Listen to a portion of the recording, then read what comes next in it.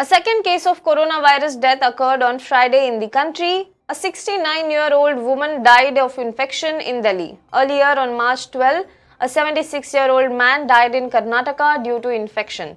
The Delhi government has declared coronavirus as an epidemic. As precautionary measures, schools and colleges and cinema halls have been closed till March 31st to prevent the spread of infection. The woman who died of infection in Delhi was also a patient of diabetes and high blood pressure. She was admitted to the Ram Manohar Lohia Hospital.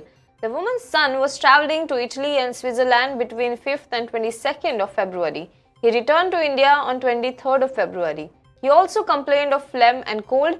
The report also found him infected with coronavirus. Let's move on to next news. US President Donald Trump announced a national state of emergency on Friday, freeing up $50 billion in federal funds for the battle against the coronavirus pandemic as he vowed to vastly ramp up testing capacity. He said, "To unleash the full power of federal government, I'm officially declaring a national emergency." Well, he also said that the next 8 weeks are critical. We can learn and we will turn a corner on this virus. Trump called on all US states to set up emergency operation centers and said that the government was partnering with the private sector to vastly increase and accelerate our capacity to test for the virus amid criticism about a lack of test kits nationwide. Let's move on to next news. Global software major Infosys vacated one of its buildings in Bangalore after a team member was suspected for coronavirus, an official said on Friday. To ensure preparedness, we are evacuating only the IIPM building as a precautionary measure on receiving information that a team member from the building may have been in proximity to COVID-19 suspect, said IT Majors Bangalore Development Center head Gururaj Deshpande in an email.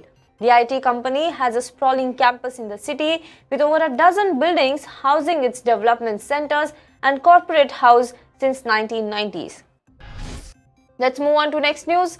The Associated Press is temporarily closing its office from Friday in Washington, D.C. after one of its staff journalists who had direct contact with a possible coronavirus patient showed some symptoms of illness. The staffer was one of the hundreds of journalists at a journalism convention last week in New Orleans, where an attendee later tested positive for the coronavirus. Let's move on to next news. The government on Saturday notified the reconstruction scheme for Yes Bank and said that the restrictions on withdrawal from its accounts up to Rs 50,000 will be lifted in 3 working days. The government, in a notification on Friday, said that the order of moratorium on the reconstructed bank shall cease to have effect on the 3rd working day at 6 hours from the date of commencement of this scheme. The centre approved a bailout plan for Yes Bank proposed by the Reserve Bank of India, under which SBI would infuse Rs 7,250 crore in the lender for 49% equity.